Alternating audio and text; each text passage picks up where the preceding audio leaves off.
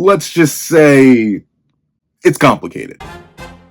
What's up, guys? Pencil, and here we are to do a breakdown and discussion on whether or not Star Rage, Wrath of the Stars, Bombaye, whatever 50 million different names it has, whether or not it's actually a good technique, a good quality technique that honestly anybody in the verse would benefit from, or if it's kinda booty meat and just carried by the fact that it's on a special grade. Let's not waste any more time and let's hop right into it. What's up, guys? Pencil here. Fun fact, I have it on me and I keep it on me at all times. Another fun fact, Star Rage has it on it and keeps it on it at literally all times. Now, you may be wondering, what do I mean? But obviously, Star Rage has benefits, it has negatives, and overall, it's a complicated technique. But not really that complicated. So let's not waste any more time. Let's actually hop right into it. So I'm going to be judging Star Rage in a threefold manner. First things first, I'm going to talk about the plus sides of Star Rage, why it's a good technique, why it's a quality technique, why it makes sense that it's on a special grade. Then I'm going to talk about the downside of the technique, why I think, it's not that good, it could improve in this way, what it's missing. And finally, I'll give a verdict on whether or not I think the technique is actually good in quality and even a top tier technique, or whether or not I think the technique's kind of booty meat and could honestly use some great improvements in order to make it a whole lot better and put it in the top tier category with things like the Limitless, things like, I think the Limitless is the most commonly agreed on one, so we'll just leave it at that. So with that being the case, let's hop into the pluses of Star Rage. Number one,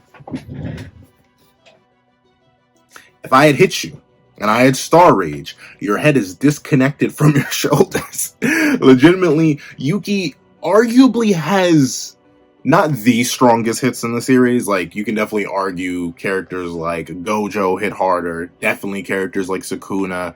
I think Ryu's a pretty hard sell. I wouldn't exactly argue that Ryu's up there in terms of like punching power with Yuki, because his statements kind of limit him to pre-Yuki and culling games, which I guess technically includes Sukuna, but I assume that statement's kind of outdated now.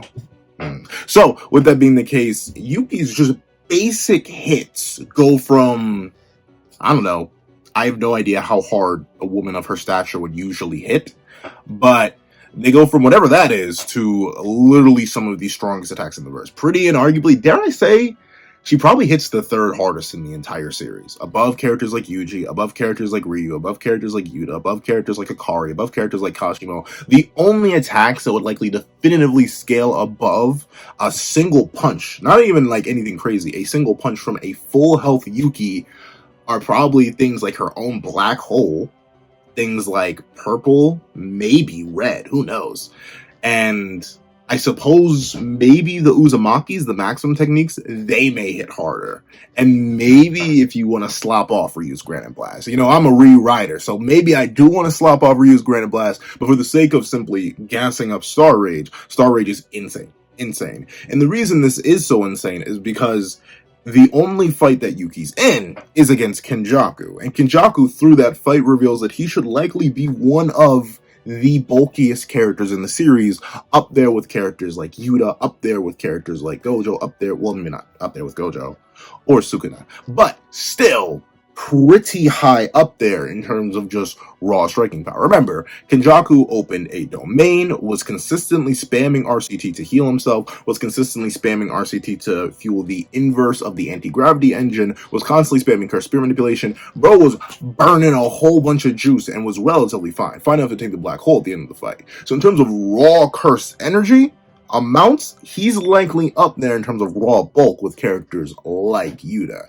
So it's very impressive that Yuki Tsukumo, with one good Slobberknock, tore straight through his arms. And for all intents and purposes, being completely honest with you, if it wasn't for plot, if it really tore straight through his guard like that and hit him in the jaw, Kenjaku should have been decapitated. Like, no lie. Like, I'm a big proprietor of, Gege tries to not include too much plot armor, but dog. His head should have been gone. His head should have been absolutely gone. But that's the big first perk of Star Rage. You hit demonstrably hard. So hard that it's not impossible to stop. Next thing that's really, really good about Star Rage, it ignores everything. Maybe not everything. Probably not the neutral limitless. Probably not infinity. But any other thing in the series can be broken by Star Rage based on how it functions. So Star Rage in of itself is the infusion of a lot of virtual mass into something, whether it be Garuda, whether it be Yuki, whether it be another person. Actually, no, I don't think another person counts. I don't think we ever see her imbuing another person. But Yuki or Garuda, you imbue it with some Star Rage, it gets all the extra virtual mass. Any single hit that is done with something imbued with virtual mass kind of breaks physics, and thusly it can ignore pretty much everything. Remember, the gigantic elephant curse that we see Kenjaku wield against Yuki is something that can manipulate concepts according to him. And of course, Kenjaku is... I don't want to call him untrustworthy, but I wouldn't call him the most trustworthy either. You know what I'm saying? Like I would trust Kenjaku as far as I could throw him. You know what I'm saying? And I don't think I could throw him that far. But even still, if he says that thing can control concepts and he was confident on pulling out against another special grade like Yuki Tsukumo, especially when he had no information on, it was likely like that. But his concept manipulation was worthless because it got Blue Lock kicked out of existence. Simply Garuda being formed into a ball and being kicked by Yuki tore straight through it. Absolutely disgusting and domineering. So Star Rage can kind of just turn off concepts. If at full power, it can just rip through pretty much anything. The only thing it can likely not rip through in the entire series, in terms of just like sheer bulk and durability, or not even bulk and durability, mainly hacks. The only things it may not be able to rip through are like infinity? Maybe. I don't know. I feel like space manipulation should fall beneath concept manipulation, but then again, it's a curse versus Satoru Gojo, and obviously Satoru Gojo. But with that being the case, the ability to just ignore the properties of certain attacks is very, very impressive. The scale of durability ignorance is a little bit weird, though. We don't know if it can like ignore basic elements, if it would tear through all that. Like hypothetically, say Jogo were to, I don't know, blast fire at it. Would Garuda be burned? Would it just tear right through the fire? I don't know. Would it ignore the concept of heat? But regardless, the idea that the effects of Bombaye are so mighty due to their physics-breaking nature by the implementation of virtual mass that they just tear through concepts, tear through specific types of attacks, tear through pretty much anything they come in contact with. Crazy. Another insane boon that allows Yuki to kind of, I don't want to say hard ignore a lot of the best hacks in the series, but like, how many concept in... Is there another? I don't think there's another. Correct me if I'm wrong. I don't think there's another concept manipulator in the entire series. So like, name me another character who can just punch through concepts, kick through concepts. I don't think there's really anyone else who can. There are ones who break the laws of physics. There are ones who manipulate concepts, but like, well, actually, no, I can't say manipulate concepts because there really isn't. But there's person who may break concepts, you know, like Sukuna and Gojo. But outside of that, there's no one else in the series that can just say no to concept manipulation. But Yuki can with Star Rage. Another major boon of the technique is the fact that Garuda exists. Notably, we don't really see too many Shikigami users within the world of Jujutsu Kaisen. Like, it's Yuki, it's Yuta, it's Druve, it's that one guy from Hidden Inventory, and Kenjaku / Geto. So about 5 total. And Yuki arguably has one of, I'd say, probably, I mean, Kenjaku / Geto can whip out anything. So I'd say on average, if we were to take the full average of Geto / Kenjaku's arsenal of curses, I'd say Garuda's really, really up there in terms of Shikigami, especially considering it was a cursed tool that was transformed into a Shikigami. Because since it can be imbued with Star Rage, it can carry all the concepts, all the properties of Star Rage. So if Yuki hits you with Garuda, and she's at full health, you're likely losing your limbs. And that is still really, really good. It applies for a real nice range extension, because Garuda has shown the ability to get very, very massive, literally tearing up whole sections of the corridor or the barrier that they were in fighting Kenjaku. And that extra range advantage can be very, very useful in terms of just catching somebody off guard. Especially if you open up with that, the ability to just swing Garuda, and Garuda with all the extra virtual mass will just tear through anything, ignoring any concepts again in its way, and doing insane amounts of damage is fantastic, and another very big boon to Star Rage. Now, unfortunately, I I kind of think that's where the boons end, but it's not like those are bad boons. Like, that's some crazy stuff right there. A bunch of characters in the series would immensely benefit from having an attack that ignores concepts, may be able to break through other types of techniques, and also, just allows you to hit very, very hard. But, of course, we can't just do nothing but slop in here today. We gotta be a little bit realistic, and we gotta talk about the cons. Con number one, I say the biggest one. Is it the biggest one? It may not be the biggest one, but one of the most major cons is the deterioration of the effects of Star Rage when it comes to Yuki Tsukumo taking damage. Now, you're wondering what I mean. But remember, fresh, fully healed, I've been mentioning this throughout the entire video, fully healed Yuki Tsukumo was able to take Kenjaku's arm off so badly that the plot, Gege himself had to come down from the heavens and save Kenjaku from literally getting decapitated, even though he got punched straight in the head. So that's insane. The moment Yuki takes, admittedly, a very extreme amount of damage, don't get me wrong, her arm was mangled, she was covered in life juice and not the one that most of the fandom wants to cover her in. Like, legitimately, she was looking pretty worse for wear. But unfortunately, even after RCT, we don't really see anything on the same caliber from Star Rage, except for the thing at the very end. And you may be wondering why I haven't brought up a certain thing at the very end, and we'll talk about that in a second. But with that being the case, the fact that it drops in potency drastically if your opponent hits you and does some decent damage is pretty bad. And don't get me wrong, the concept manipulation and concept ignorance, I suppose, is really, really good. It really helps Star Rage compensate for the fact that, if the user gets hurt, the potency lowers. But I think the potency lowering is a bit too sharp, especially in a world where a bunch of characters can just do burst damage.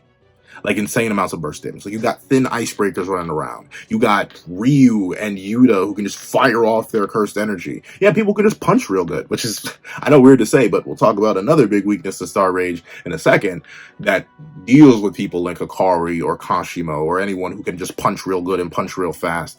You have people who have swords that may or may not be able to just ignore your durability. Like, there are many different ways that characters in Jujutsu Kaisen can drastically lower your output if you're a wielder of Star Rage simply by doing damage. Now, of course, we do not have, like, a full scale. I can't say, like, here's 100% Yuki at the top, here's 90% Yuki, 80% Yuki, 70% Yuki. There's no way we can do that. Unfortunately, we only have one fight with Yuki, and thusly, the relative correlation of the abilities of Star Rage in terms of her health, super duper vague, amazingly up in the air, which is extremely unfortunate for her, unfortunately, and that's why I have to chalk up the potency lowering with health potency as a massive, arguably the biggest con. And the reason I say it's so big is because Nyan, I guess you can argue most techniques drop in potency, but it's never shown to be such a sharp drop.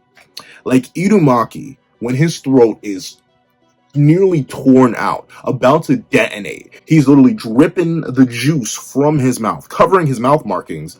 He's still able to use Curse Speech to relatively good effects. He sent Hanami flying away while on the verge of something like the 10 Shadows technique, a lot of people believe is a high-tier technique. I've already given my opinions on it, I think it's kind of whack, but still a relatively high-tier technique.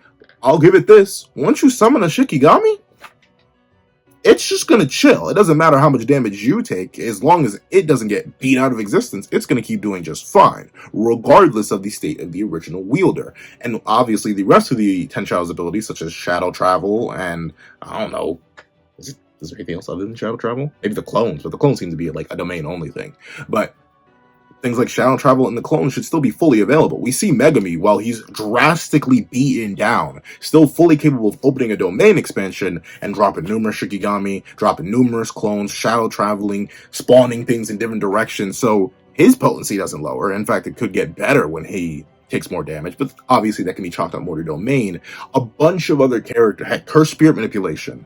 I'd say even the neutral limit, not the neutral limitless, just the limitless in general, but of course, that's like arguably the best technique in the entire series, so maybe it's a bit unfair to be compared Star Rage to that, but things like Mimicry, things like Sky Manipulation, these things do not drastically drop in potency when you take damage. And unfortunately, in a series like JJK, you're going to take damage. So it's a big con. Next big con, unfortunately, dare you say, or dare I say, the next biggest con, the next biggest issue that really makes it hard to root for Star Rage 100%, it does nothing for your durability. Nothing at all. Now, it's not the worst thing in the world. In fact, dare I say, if con number 1 didn't exist, con number 2 would not necessarily matter as much. But considering that Yuki Tsukumo, despite being a special grade sorcerer, is able to take nigh on lethal damage from things like miniature Uzumakis, it's not looking all too high. Now, don't get me wrong. These are minimum, maximum techniques coming from arguably the 3rd strongest character in the series. It is crazy. But at the same time, we've seen full-size maximums fueled by characters like Mahito get absolutely, not necessarily negged, but blocked by characters like Kusakabe.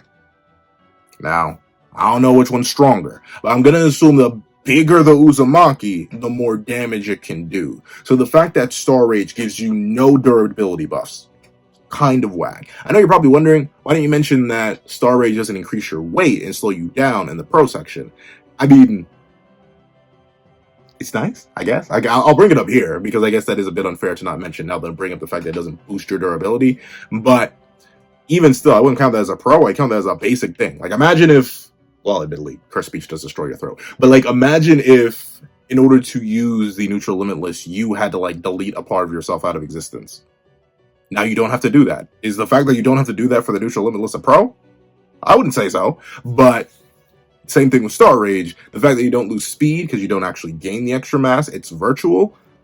It's okay. I wouldn't say it's a pro or a con, it's a neutrality type of thing. But I do have to say, unfortunately, the fact that you can just get hit the same as everybody else with no extra bulk is unfortunate. And the reason I say it's unfortunate is because of how heavily it ties into Con 1. Without any durability boost or anything, a bunch of characters in the series are going to be able to do numbers. They're going to be able to do numbers, and they're going to drastically weaken the potency of your technique. Very, very unfortunate. Another unfortunate con of Star Rage in particular, I mean, don't get me wrong, it has range, but like, you can be spammed out. And don't get me wrong. Yuki especially is a character who knows how to use Garuda well enough and know how to use really just Garuda well enough to compensate for the lack of range, but like, the fact that Star Rage does rely on physical contact being made with your opponent, whether it be by Yuki or by Garuda, isn't the best. Because at the same time you're attacking your opponent, you're opening yourself up to weakness 1 and 2, to where your opponent can either counter in the midst of your attack and thusly do damage to your undefensively amped body part and just tear it apart, and or you can literally just whiff. Like, you can just flat out whiff. And then you've left yourself open to more damage, which will then incur con 1 and 2. You have no extra durability, and you're fine. Then again, maybe, now that I think about it, maybe the extra durability thing isn't necessarily a con, because that could also fall under a neutrality thing.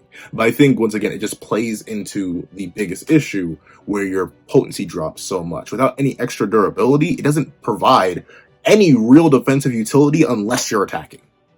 And don't get me wrong, you always want to be attacking, especially when you have Star Rage, but like, a lot of other techniques have defensive utility. Look at things like Sky Manipulation. Look at things like Limitless. I keep saying Limitless. Look at things like 10 Shadows. Look at these other, like, really high-tier, dare I say, top-tier techniques that come with defensive utility. Heck, even things of lower levels, like Disaster Flames, Disaster Plants, Disaster Water, Disaster.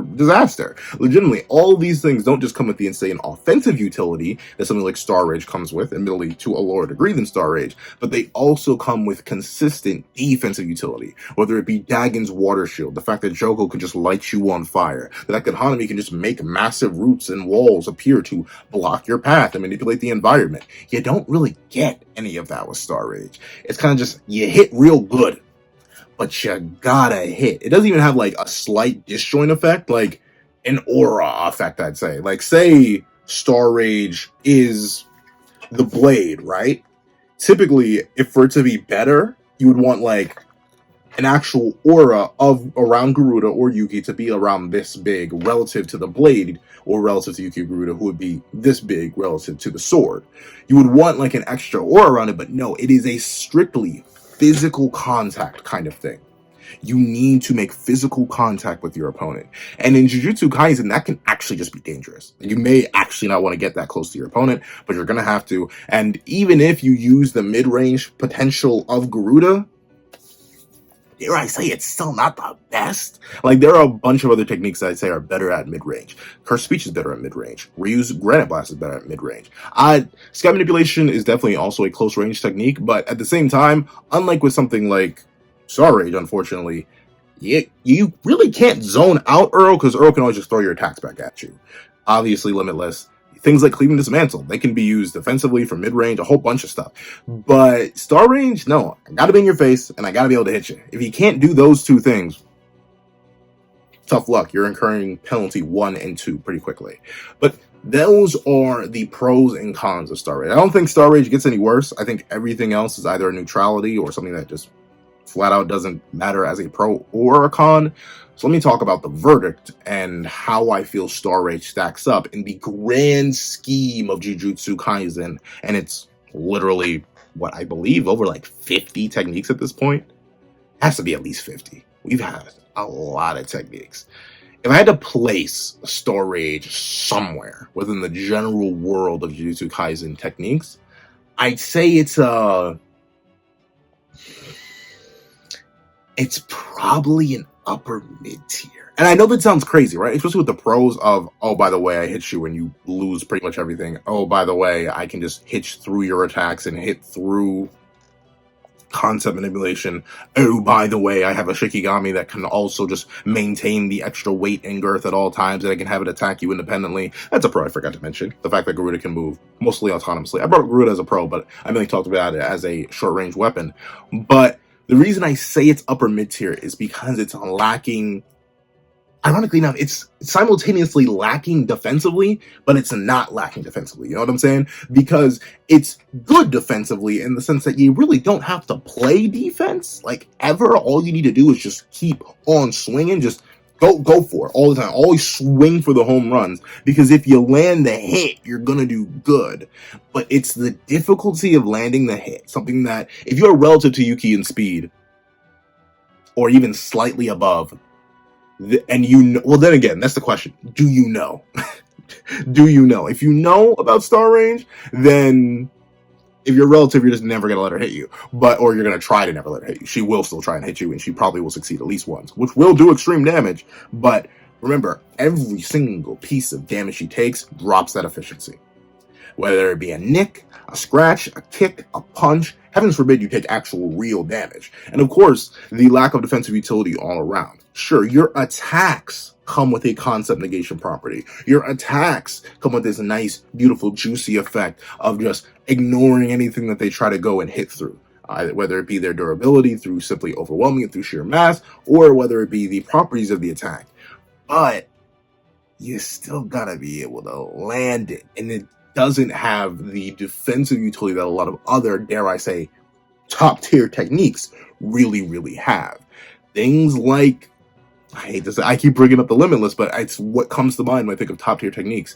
Things like the Limitless, they have that consistent defense in the Infinity. Things like 10 Shadows. The Shikigami don't just double as attacking things, they double as walls. And plus, you could just go into the Shadow Realm. I hate to call 10 Shadows a top tier technique, though.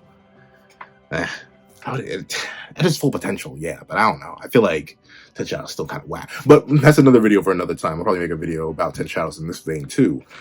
Another major thing that the Star Rage kind of just doesn't hit for, and a big reason why I feel like I gotta put it in the upper mid tier rather than like high tier or super top tier. I'd say high tier techniques are like Sky Manipulation, the Disaster variant, stuff like that, is because unfortunately we just didn't get to see enough of it. And its ultimate attack is a double KO. And don't get me wrong, I know not half, all the Yuki fans are gonna be like, a win is a win. Game is game. I know. But the fact that she can spawn a black hole and not resist the black hole because she becomes the black hole, it's not that good. Because a lot of people say that's the maximum. There it is. There's the maximum. Black hole. GG's. But like, it's not a GG's in the sense that, yeah, I won. It's a GG's and, oh no, the planet's coming with me. Notably, Kenjaku notes that Yuki and Tengen worked together to suppress the black hole to make sure it didn't destroy the entire planet.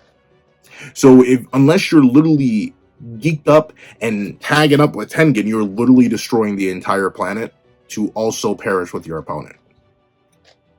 Not the best thing. Sure, is a win a win. Is a dub technically, but I don't think the dub is worth it. I don't think it's good enough. I don't think you really want that, especially when a bunch of other techniques provide not similar levels of output. Once again, I do think, legally speaking, Star Rage is one of the hardest hitting techniques in the verse, and dare I say, Star Rage punches. Like, imagine a Star Rage punch and by Black Flash. I don't think the verse is living, but with that being the case, with the lack of a solid ability to hit, the lack of general range that comes with the technique, the lack of longevity with the technique, where if you're in an extended battle with somebody, heavens forbid you run into someone like Hikari who can heal consistently, someone like Yuta who can heal consistently, someone like Gojo who can, well, Gojo's cheating, so Tsukumo, but any character that can heal really, really well, or has ranged attacks that they can just keep poking you with to the point where you cannot simply slap them away. It's kind of rough. It's kind of rough for Yuki. And ultimately, I think the technique is so good because it's on her. It's able to punch through special grades like Kenjaku because it's on her, another special grade. You give this technique to like a mid-tier? Like, give this technique to like Ino or Mine or something like that, and I mean, it's probably still going to do numbers, but just not the same amount of numbers. The amount of curse energy that's likely burns is insane. They'll take damage even easier. You would want to have a different technique 9 out of 10 times. It's why I personally view this as the weakest of the special grade techniques, despite being really, really good. I still don't take me saying it's a high mid-tier technique as like a bad thing. I mean high mid-tier, like, I haven't looked at a tier list for a fighting game I play in a hot minute. But regardless, I mean high mid-tier as in it's like right beneath the disaster variants. It's right beneath things like sky manipulation. It's up there. It's definitely up there. It's not in there with like Helicopter Man. It's not in there with, dare I say, I'd say it's better than like Idle Death Gamble and stuff like that. But I think the either lack of boosts, the fragility that comes with the potency of the technique, and overall issues that come with simply even using it properly, and the fact that we know so little about it, no domain, no maximum, no nothing, I can't really give it full stock. I think if it was given to somebody else who could hypothetically copy curse techniques, maybe we'll see more out of it. But right now, I don't know. I really don't see Star Rage as a top tier technique. I see Yuki as a top tier sorcerer who's had over a decade of experience, well, multiple decades of experience with Star Rage. That's what I see. However, that's what I think. Please what you guys think in the comment section down below. Thank you guys so much for watching. Remember to like, share, comment, and subscribe. And make sure you hit that little notification bell so you do not miss out on any videos that come to the channel. Also, I do have a Patreon down below, bringing support for as low as $1 a month. Get things like exclusive videos, early content, and more. And also now become a member of the channel for as low as $3 a month to get the same perks and more. Now, thank you guys so much for watching once again, and I hope you guys have a wonderful day. This is Dago the Pencil, writing off. I'd like to give a thank you to our $3 members for Connor Plays, Red Wolf 4765, and Burp Skills. I'd like to give another very big thank you to our $5 patrons, Sean, Midnight Gemlord, Kevin, and Demex LND. And I'd like to give a fat, hefty thank you to our $10 patrons, Robbie Uchiha, Joaquin, and Idemokami. And I'd like to give another hefty thank you to our $25 member, Alex Ice Rose. And another big fat scrumdiddlyumptious thank you to our $25 patrons, Igneal and Calvin Elder.